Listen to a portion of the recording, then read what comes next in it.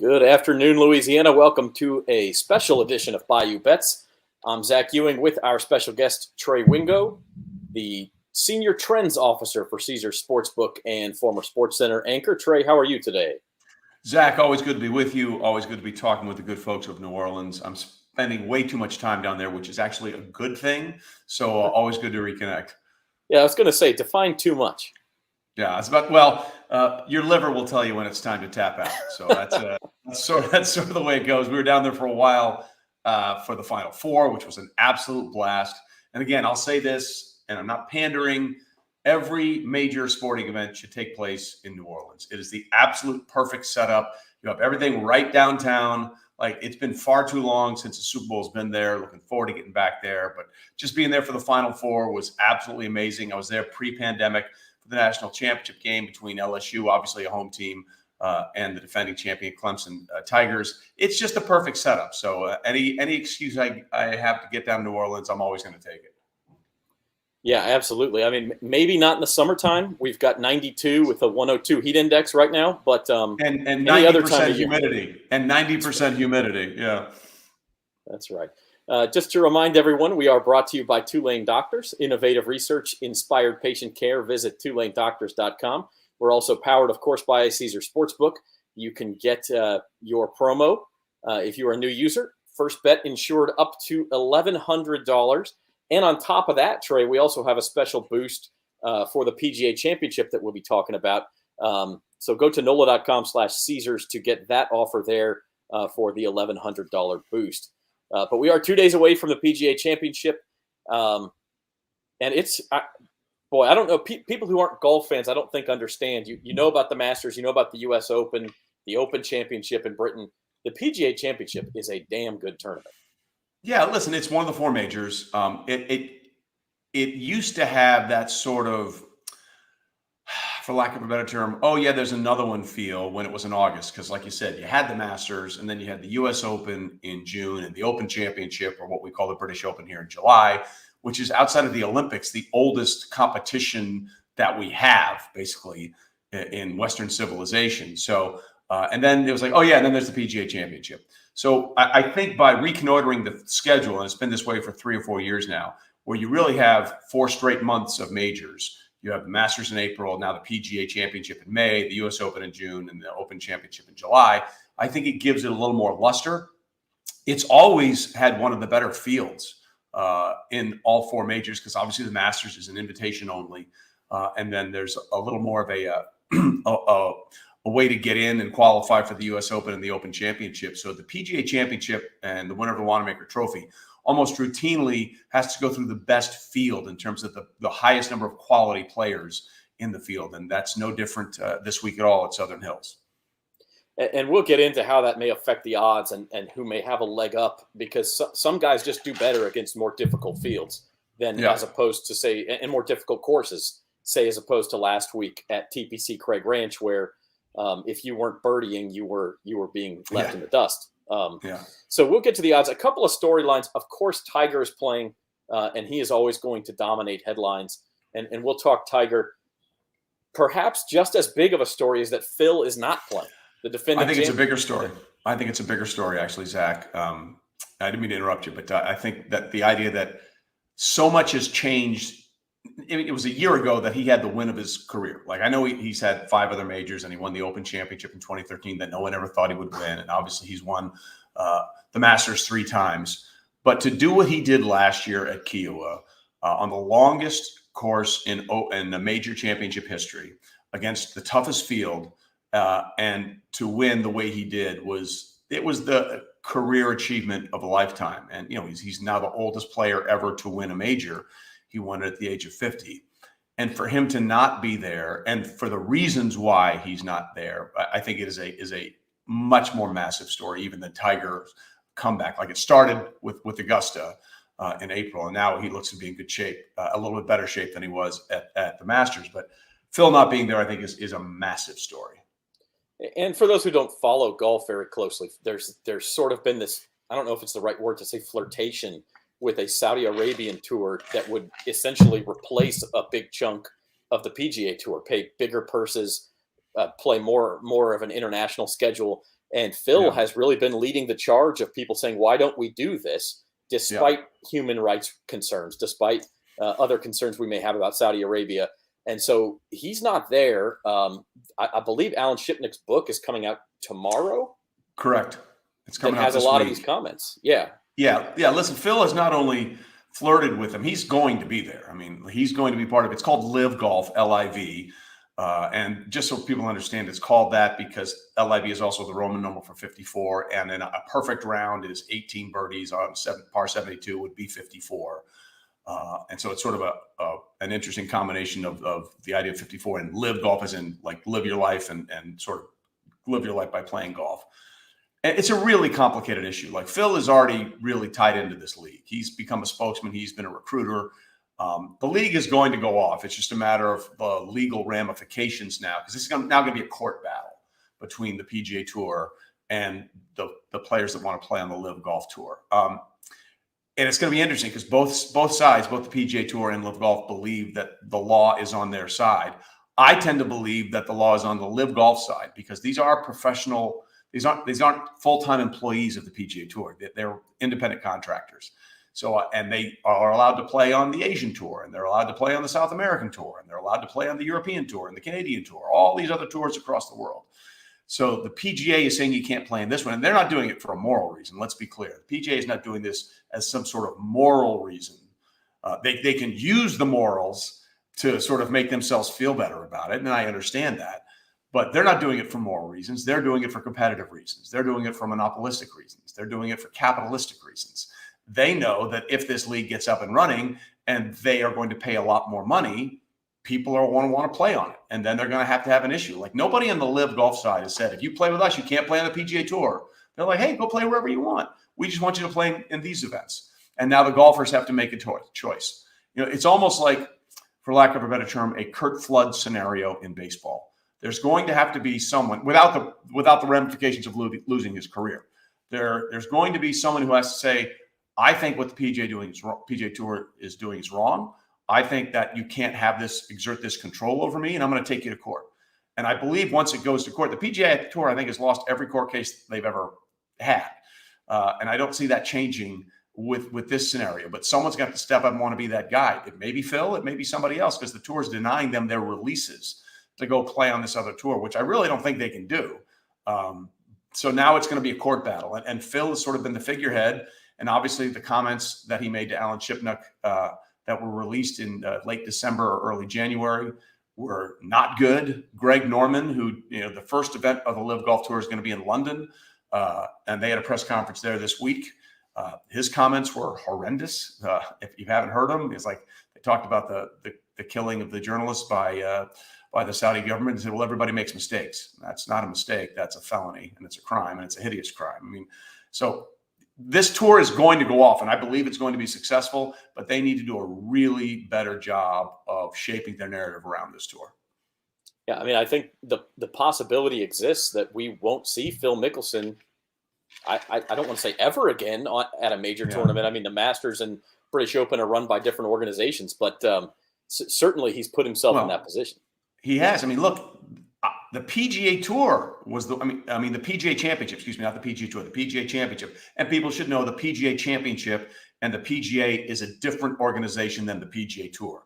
The PGA is the Professional Golfers of America. And that's basically, every teaching pro, every pro at your country club is a member of the PGA. And then there's the PGA Tour, which is all the professional golfers who go around and travel at all these events and make money playing for a living. So those are two separate entities. But the PGA itself was the one that announced that Phil wasn't going to be there at Southern Hills this week. And remember, they said in that release, we would have welcomed him to play.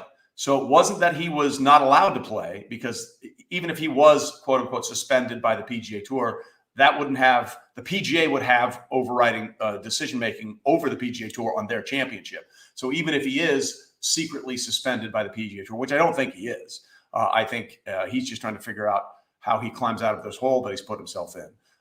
He would have been welcome to play, and he's not there. And it wasn't even him that made the announcement, which was the weird part. It was the PGA Championship making the announcement that he wasn't there. Yeah, it's a bit of foot and mouth disease, but let's get to the tournament. And speaking of making money, maybe people can make some money on this thing. Obviously, We talked about this on Bayou Bets yesterday. Anytime you bet a golf tournament, the odds are going to be in your favor. The hard part is actually deciding who you think is going to win. And all the big names, of course, at a major are there. Scottie Scheffler, an amazing year, the Masters champion already. He's your favorite at 11-1. Jon Rahm has been the world's number one player before Scheffler. Justin Thomas has been great. Rory McIlroy was great at the Masters. When you look at these favorites, any trends that you see, Trey, that point in the direction of a couple of them? Well, listen, Scottie Scheffler's been on one of the greatest heaters of all time this year. I think he's won like 29% of his starts. He won 4 tournaments in 57 days, including the Masters. There's no flaw in his game. I was talking to Mark Rolfing from the Golf Channel and NBC just a few days ago, and I said, "What is it about Scheffler's game?" And he said, "Everything." Before he even finished the sentence, like, "What is it about Scheffler's game that makes him so good?" The answer was everything. Like, he doesn't have a weakness in his game. That's why he's at plus 1100 there. So he would be certainly one that's fascinating. To me, the most fascinating guy on the board you're looking at now is Jordan Spieth. He came within one shot of winning the Byron Nelson at the Birdie Fest we just talked about last week. He is the PGA Championship shy of being the 6th player ever to complete the career Grand Slam, which is to win all 4 major championships in your career. He would be joined by Gene Sarazen, Gary Player, Jack Nicklaus, Tiger Woods, and who am I missing? Gary Player, Jack Nicklaus, Tiger Woods. I'm missing somebody. That's ridiculous. I can't believe I'm missing. This is live television for you. Yeah. Well, it's live internet something, whatever it is. Yeah, I can't remember who the other one is. He'd be the 6th. Did you say Ben Hogan? Did you? I did not say Hogan. It was Hogan. Thank you very much. And Ben Hogan won the one Open Championship. He played at Muirfield in the 50s, or at Carnoustie rather. Excuse me, at Carnoustie.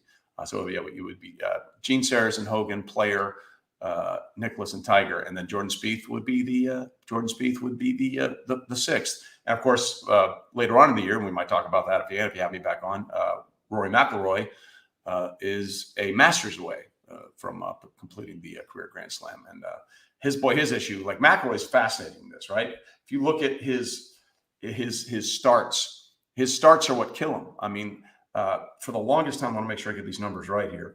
He just can't get out of his way in the first round. Like, after the first round, he is a phenomenal player in majors, but he has, for lack of a better term, he has first round itis. I want to make sure I get these numbers for you here. Really, just want to make sure I get this exactly right. Rory McIlroy in majors since 2015. In round 1, he's 35 over, an average of 72.33, and only has 18.5% of his rounds in the 60s. But in rounds 2 through 4 since 2015, he's 68 under par. His average round is 70, and he has 42% of his rounds in the 60s. Wow. Rory has first round itis in majors. If he can just figure out a way to not blow up in the first round, he's going to be in contention in every major. And if he can just get around, let's just say he shoots level par, that would be a victory for him on Thursday at Southern Hills. And if he shoots 70, I think he has a great chance to win. He's just got to get through that first round for whatever reason, much in the same way Tiger hates the first hole at Augusta. Like, if Tiger didn't have to play holes 1, 4, and 5 at Augusta, he'd have won 12 green jackets by now. I think he's a combined like 60-something over on those 3 holes alone. It's really fascinating. And Rory has the issue with the first round. He just cannot get out of his own way in the first round of a major. And that's why, his odds aren't better than they should be, quite frankly. Reminds me a little bit of Greg Maddux used to blow up in the first inning. If you didn't get in the first inning, exactly right. You were done. And one of the greatest pitchers of all time. It made no sense. It made absolutely no sense whatsoever. Don't know if that is that a nerves thing. Is that just I'm? Yes, they're all like it is. Like that's the thing. Like, we look at those guys and we think that they're just steel underneath, and a lot of them are. But they have the nerves. Like Tiger, a lot of times in majors, when he was on a roll, the first tee was a problem for him. The first hole was a problem.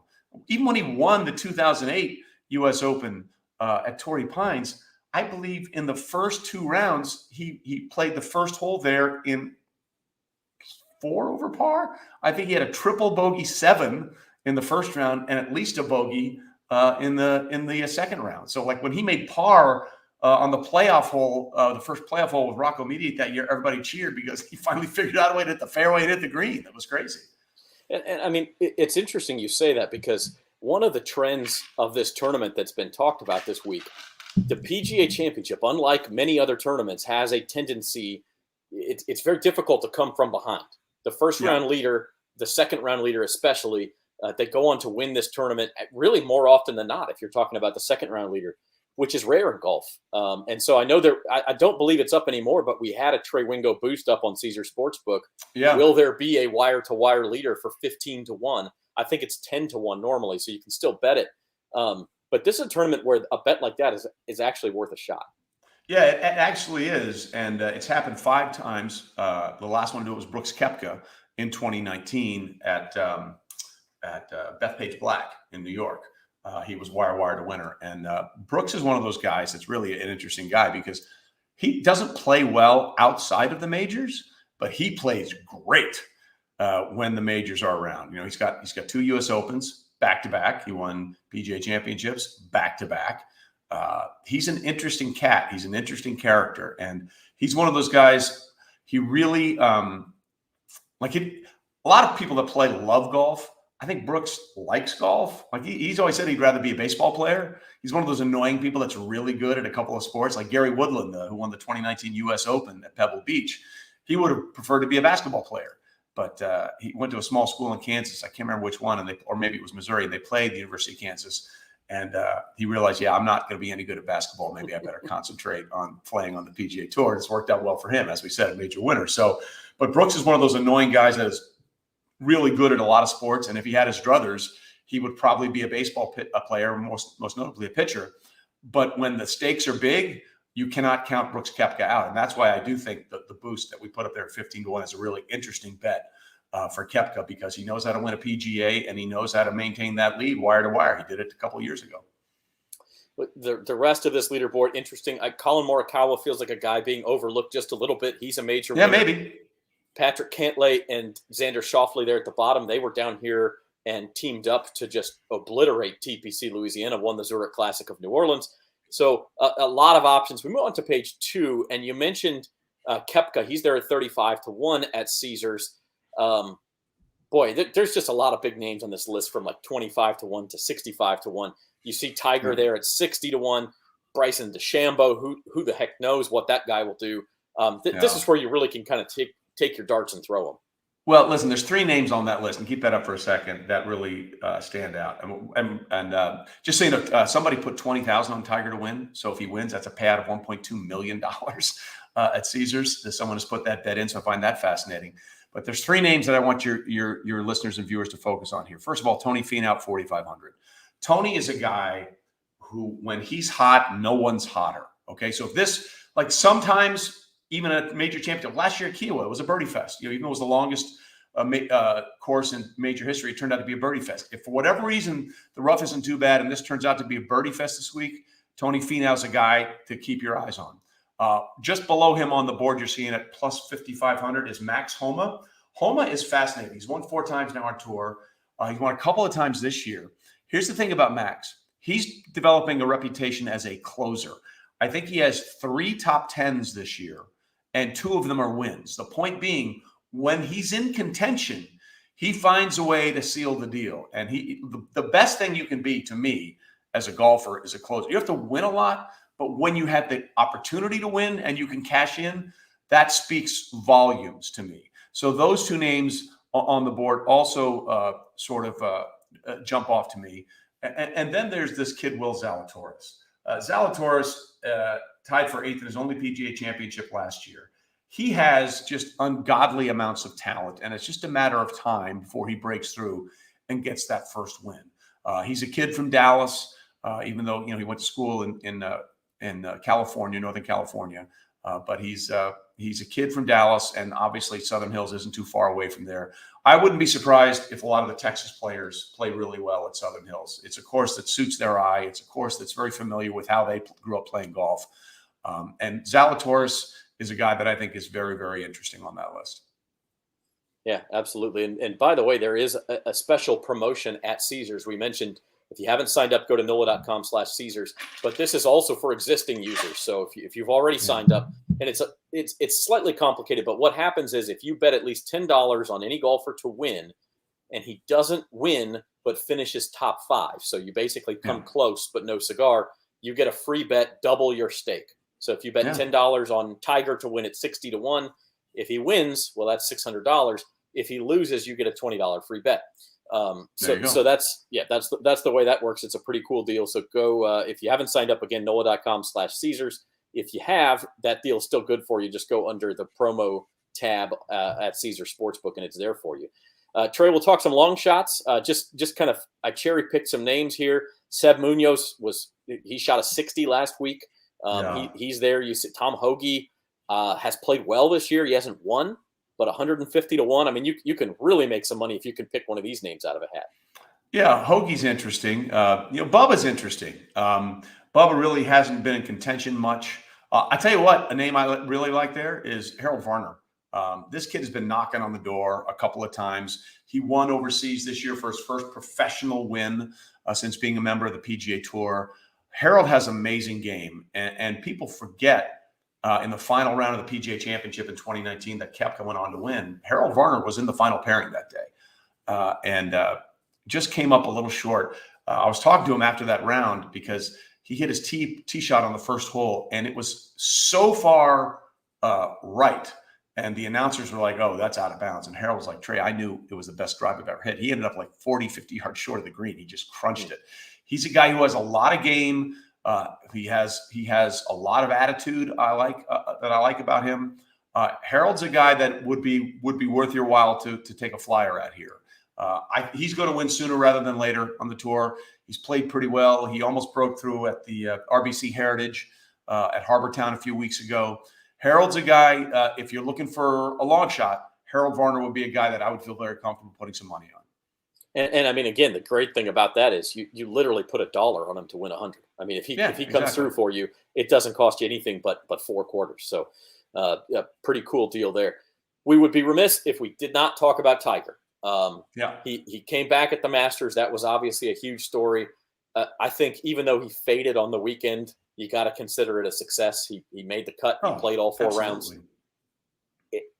You say he's in better shape now, and that may be true. He also doesn't have maybe the experience edge he did at Augusta. He did win at Southern Hills in 2007. Yeah. It's undergone a redesign since then, and obviously he's different, and the course is different. So who knows how much that means. But here's what you can bet on for Tiger. Yeah, look, I think people need to understand what he did at Augusta was flat out ridiculous. Let's just put this in some sort of context, okay? He hadn't played in 17 months competitively. He went through his 5th back surgery. 5th back surgery. I want to reiterate that. His 5th back surgery, a month before the car crash that also killed him. So we're talking 17 months away from competitive golf. A 5th back surgery. And I have a buddy of mine that I do a show with on Spotify Live. It was my work wife at ESPN for 15 years named Mark Schlereth, who had 29 surgeries in his career. He said, Trey, I had 16 surgeries on my right knee or left knee and 1 back surgery. I would trade all 16. I would do all 16 knee surgeries again instead of having that 1 back surgery. It was the worst. Wow. So we're talking about a guy who has 5 back surgeries, then a car crash that almost claimed his life, almost had to amputate his leg, 17 months away from competitive golf, comes back to Augusta. I don't say it's the toughest. I say it's one of the trickiest golf courses you can play. And shot under par in the first round and made the cut. It's remarkable. No one else would do that. Like, no one else would even think about coming back and trying to make Augusta your first place where you come back on tour. The fact that he made the cut is ridiculous. And I'll also tell you this.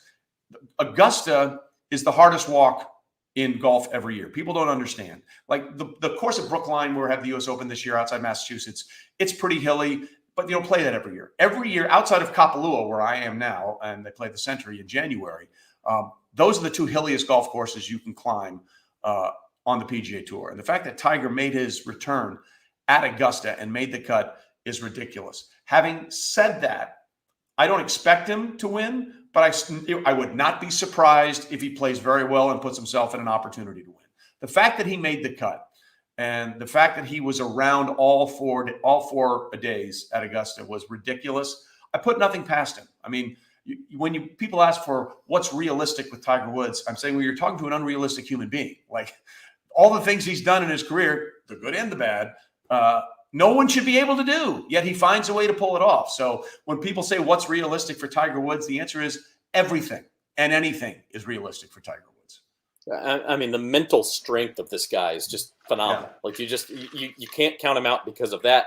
However, from an odds perspective, here's the thing about odds: 1,000 people bet on him to win, the odds are going to go down. That's just how it works. Yeah. And so you maybe not getting that kind of value. However, you can live bet this tournament at Caesars too. Maybe we have a situation where he falls behind in the first day, and you can bet him live and get a better number than 60-1. That is certainly possible. So, any other thoughts on the PGA, Trey? I did want to touch on the Saints offseason. I know I was listening to you and Schlereth yesterday, and the NFL dominates everything, and I almost wish it wasn't that way because, God, look, guys, there's a lot of other good stuff going on right now, but that this is what we all love. And so, anything else on the PGA before we quickly move on?